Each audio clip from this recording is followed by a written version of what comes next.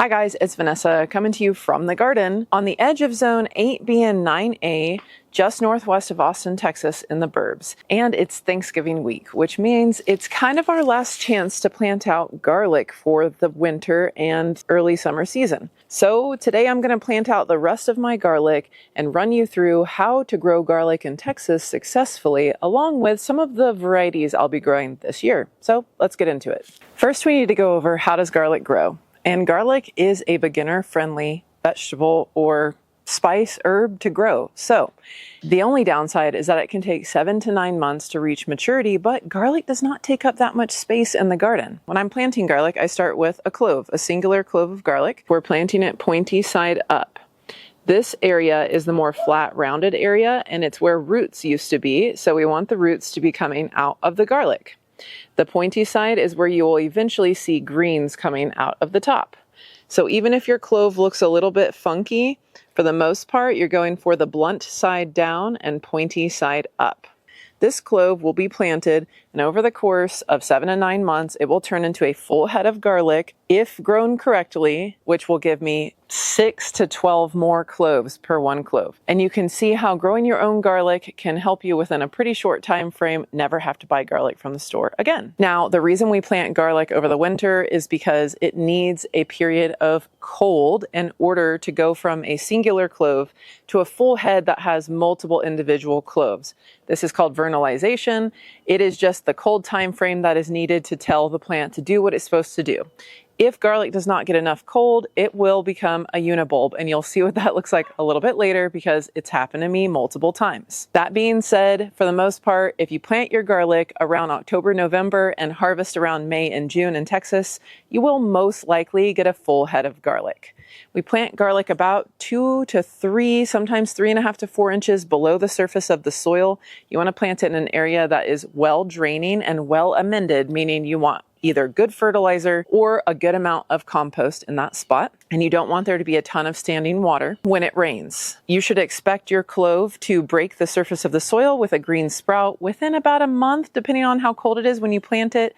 We are usually trying to plant garlic 6 weeks before the first frost, but I find it's not that big of a deal here in Texas because our first frost is only around 30 degrees. It's usually not something crazy like 5 to 10 degrees Fahrenheit. So I don't feel like it's as detrimental to the young clove trying to establish roots at the beginning to get a little cold nip at about 30 to 32 degrees. Now, our goal is to not overwater the garlic. So as we get into the cooler months, all of the plants in your garden will need less water. Usually I'm watering about 1 to 2 times a week in the coldest time frame, and sometimes I'm not needing to do that if we get enough rain. As it warms up, getting into the March, April, May timeframe, I may be watering 2 to 3 times a week just to make sure the plants have enough to make it to the tail end of their growth cycle. So let me show you what it looks like to plant some cloves of garlic in ground, in containers, and companion planted, because companion planting is a great way to not take up too much space in the garden. Now, you can soak your garlic in a solution if you feel like there might be some type of pest that you had in it last year or it looks a little funky, to sterilize it. You could use something like alcohol, hydrogen peroxide. Some people use bleach, but I haven't tried that. And you're only soaking for about 15 minutes, rinsing them well, and then you can plant them immediately. Or you can do a secondary fertilizer soak, which is something that some people do. Does it make a difference? I don't know. But you can use fish fertilizer and soak your cloves for a few hours and then plant them. Some people like to do this with corn and peas. They feel like it jump starts the germination process. With garlic, you've got 7 to 9 months, so you may not need to jumpstart anything because it's got time to grow. But I am trying both of those methods this year so that I can report back and see if I notice any measurable difference. I've got these plastic tubs because I'm a chef and I live off of these things in my kitchen, and each tub is going to be labeled, and really 1 head of garlic goes really well inside of these tubs, and honestly 2 heads of garlic could fit inside of this thing. And then I'm going to label it, and then I'm going to pour alcohol over it and just do like a 15-minute soak, dump that out, rinse them, and then do a little fertilizer soak for like an hour or until I'm ready to plant, because I've got a lot of errands to run before I fully get these guys in the soil. So I just did a 15-minute soak on the alcohol, then rinsed them, and then I did a fertilizer soak with some seaweed emulsion and some mycorrhizal fungi. And then I am just digging holes with a little stick to make about 4.5 to 6 inches of spacing between my cloves. That's what you should be going for on your spacing. This just gives cloves enough space where they can really establish roots and gather enough nutrients from the area surrounding where they're planted to give you the best chances of nice big heads of garlic.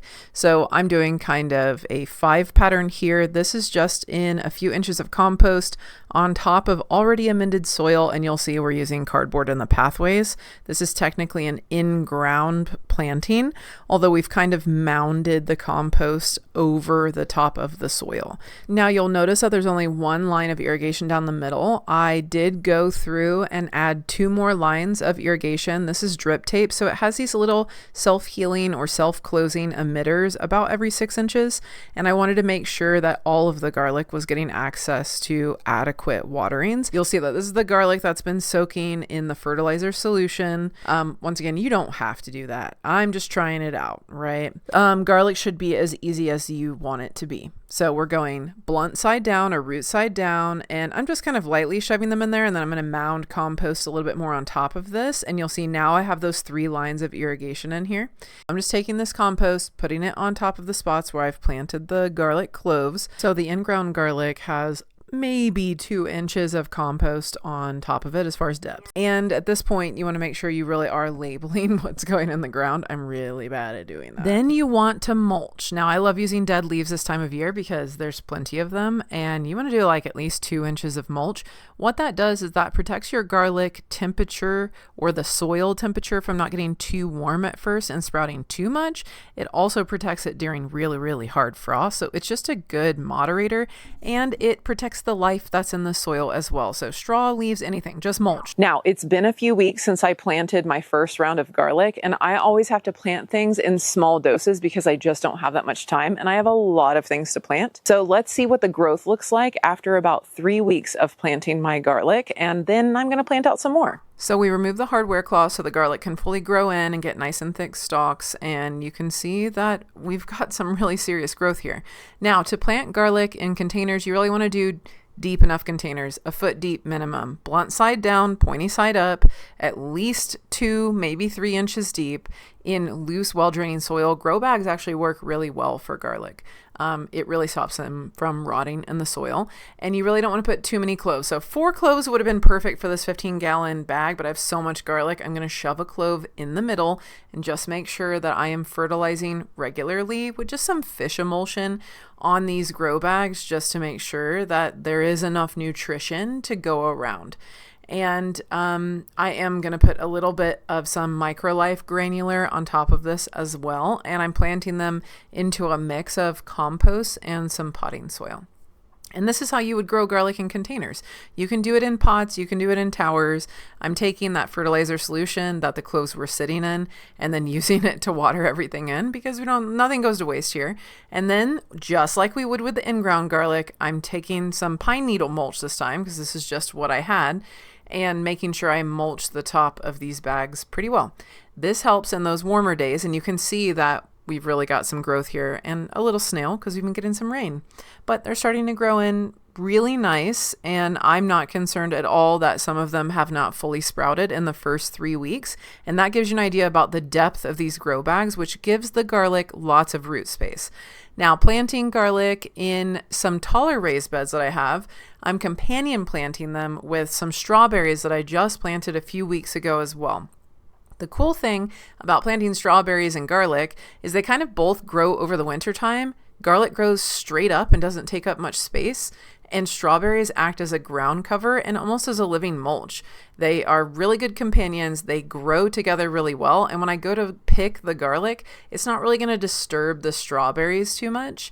and the strawberries are not going to disturb the garlic's vertical shoots that come out of the bed. So I'm just kind of alternating the corners here in this grid. Now inside this bed with the strawberries and the garlic is a grid that you might see, and that's the Garden in Minutes irrigation grid. These grids are something that I have used to basically transform my garden and put it on easy mode here in Texas, and they are 25% off the entire site for their raised beds, their grids, their irrigation connection equipment right now for their Black Friday sale. So if you're interested in that, I have a link below in the description of this video. And of course, ask me any questions, because these grids are awesome. And this is what it looks like when they are watering, because they water in a square foot pattern, which is one, easier for me to plant out my plants in a more organized fashion because I'm pretty type B. And two, everything gets watered really well and really efficiently without me having to use very much water, which is a very precious commodity here in Texas. Now there's two main types of garlic.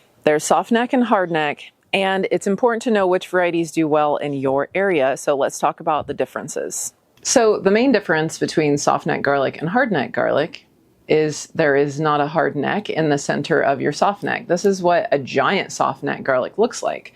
Now, when you crack this open, it has an outer ring of cloves and an inner ring of cloves, and sometimes another inner ring of cloves. It also is more adapted to southern climates, as in it doesn't need as much vernalization to go from a singular clove of garlic to a full head of garlic that has multiple cloves inside of it.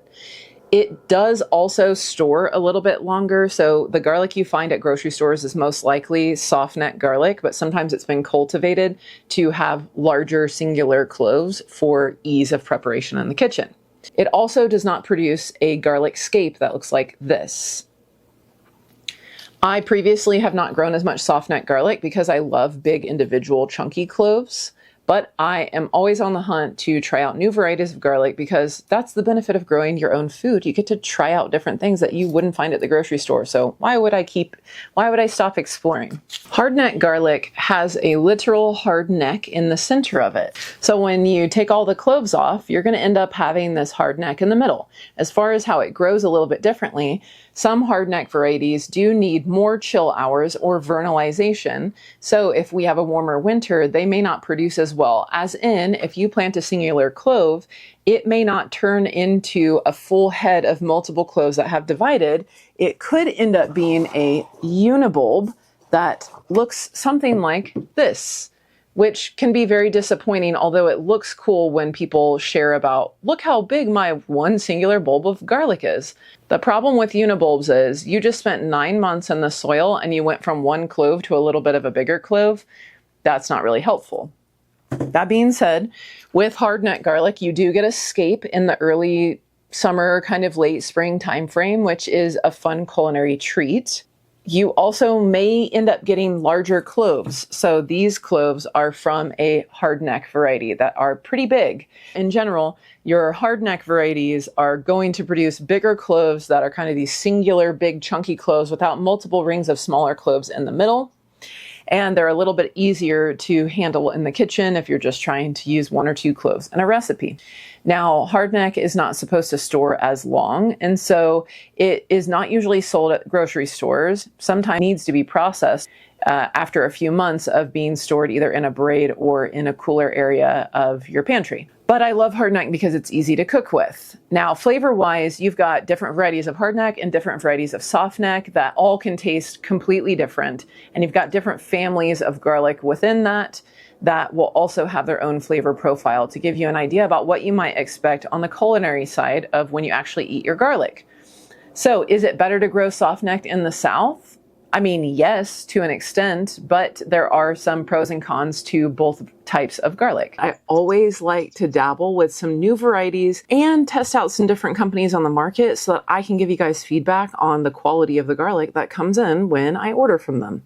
So I have garlic from Epic Gardening, MI Gardener, and Kettle River garlic. All right, as far as some of the garlic I'll be replanting this year that's saved from last year, this is my farmer's market garlic. I call this my farmer's market garlic because I was told it was an elephant or mammoth garlic from a farmer's market farmer who was just selling it as a culinary garlic, but it was grown organically and in my region, so I figured it would be good for growing. This was originally what started my garlic journey probably about 7 years ago. This does produce scape, so technically it's a hardneck, and it does produce cloves in the first year. So to be honest, I don't think it is an elephant garlic, but it could be.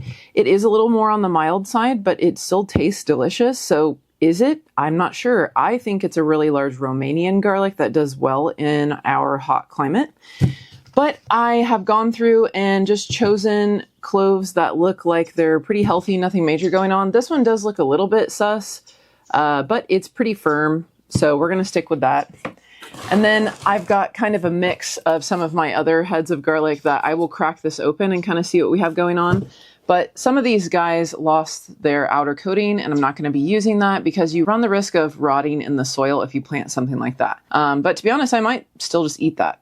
So some of this garlic is really concerning with the way that it grew, but for the most part, I think what I dealt with on this one was not picking it early enough. This larger garlic tends to get to maturity in 7 months, which is why I don't rush to plant it. I'm usually planting like in early November. And that way I can, let areas in the garden clear up. So I think that's what I had happen. But when you see something like this where it's just kind of ugly looking, there is a chance for it to rot in the soil. That's some of the garlic I have for me. Let's take a look at the M.I. Gardener garlic varieties that I got. This one is Sicilian garlic, and I believe I ordered only softneck garlic from M.I. Gardener. That's a really nice size clove. I mean, that looks pretty similar to the clove that I was just showing you with the ones that I saved. We got 8 good sized cloves of garlic on the Sicilian garlic. Susanville softneck garlic. Okay, this one's a little bit smaller as far as I can tell. The cloves are a little smaller, and this is like where I say I get a little annoyed with actually trying to grow softneck garlic. Yeah, the cloves are about as big as I was suspecting. 11 medium to smaller size cloves on the Susanville. Red toque. All right, this one doesn't look as good to me.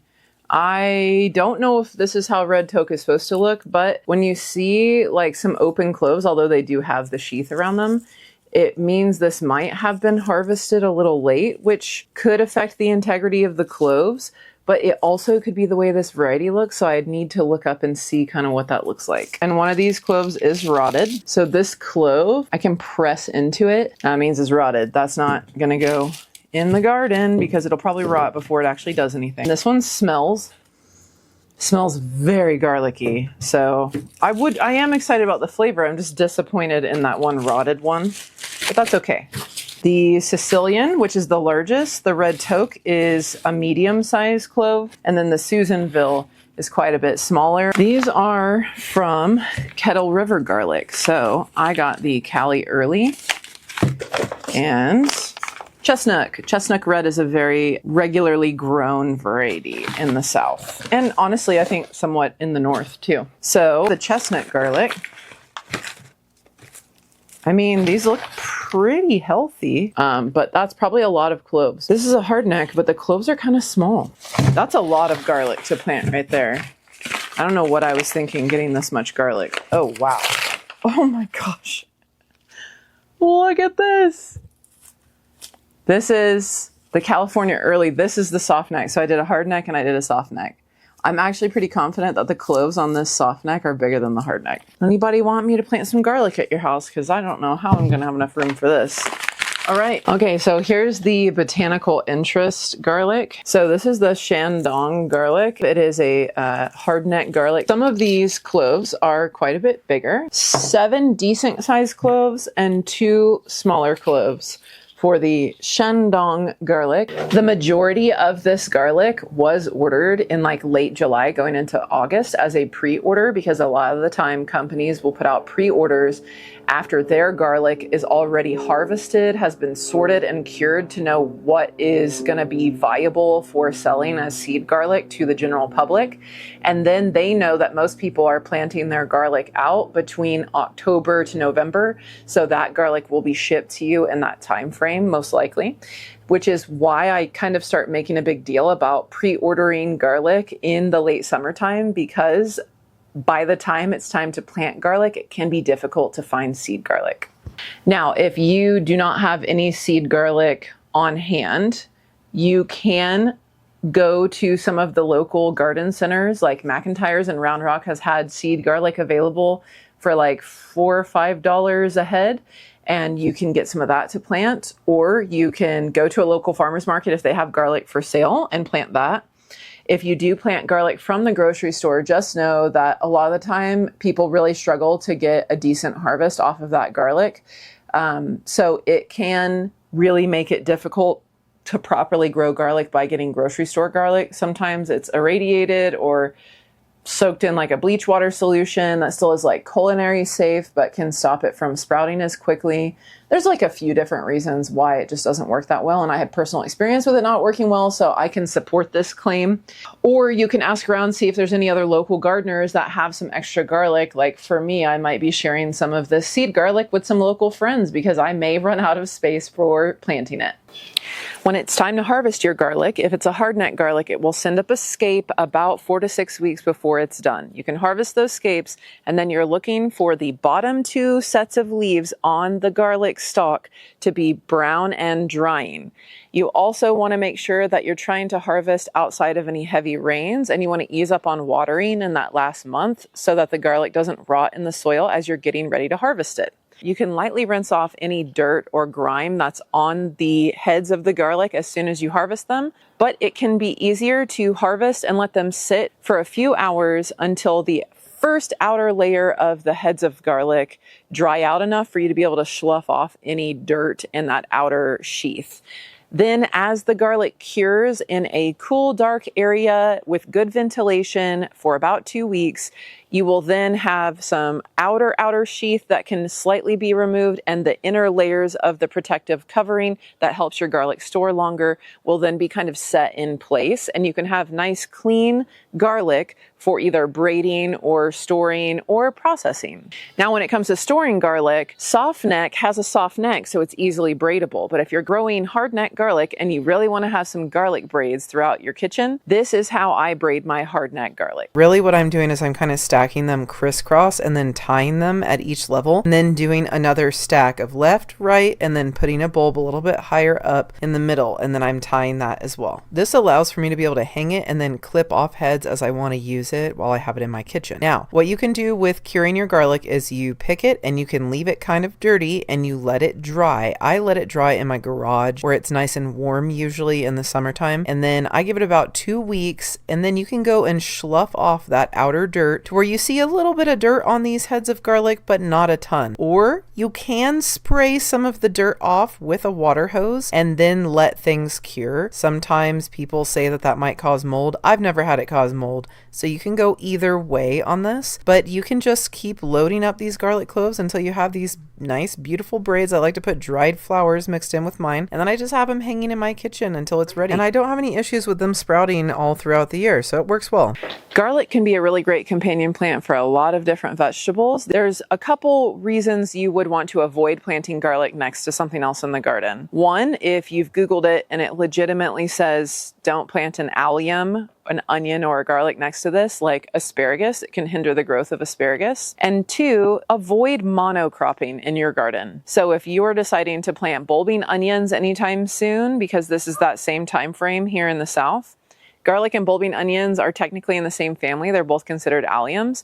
And there is something called the allium maggot and allium rust, and they can look like this. Garlic rust looks like this on the leaves. It can unalive your garlic prematurely. It's a pain in the butt, and it really is a fungal disease, so you'll want to make sure you're rotating crops and mixing it up in the garden a little bit. Allium maggots look like this, and they can be pretty terminal and make your crops rot. And then this is from one of my heads of garlic. This is kind of the leftover shell of the pupa of the allium leaf miner, and this is what they look like up close. Pretty ugly, right? Now, when you're planting a lot of the same kind of crop together, it's going to be a big signal for that pest to come hang out, or if that disease takes hold in one area of that part of your garden, it can take over the whole area. Instead, consider planting garlic or onions either a little bit further apart or not exactly in the same bed, and consider planting garlic along the edges of some of the other beds in your garden. One, it's great for pest control of other pests for other types of plants. And two, if one area gets affected by something, chances are another area in your garden will be less likely to be completely destroyed by that issue if you have things intercropped and mixed together. But I'm going to keep exploring softneck garlic in our area of Central Texas until one, I find a variety that is big enough bulbs where I'm excited about it and produces really, really well, even in warmer winters. And I'm going to continue to try softneck garlic in containers as well, because containers just don't maintain root temperature as well if it's hotter outside. Yes, they get colder as well when it's colder, but I'm less concerned with that with garlic because it's more tolerant of really cold weather. But when I grew garlic in a tower last year, I feel it just did not get cold enough or maintain that colder temp long enough to get vernalization. So I got a bunch of unibulbs out of the cloves that I put in the tower. I also always continue to play around with taking hardneck garlic and forcing vernalization by putting it in the fridge in a damp paper towel in my vegetable crisper drawer for a couple months and planting it out a little bit later, like January, February timeframe, just to see if I can mimic a longer period of consistent cold temperature for garlic while still giving it enough time to be in the ground to form like a full head of multiple cloves by late May going into June. If you think you're a beginner gardener and garlic is intermediate level, I can assure you it's very easy to grow, and in my opinion, almost easier than growing tomatoes. So be brave, consider planting garlic, because if you never grow, you'll never know.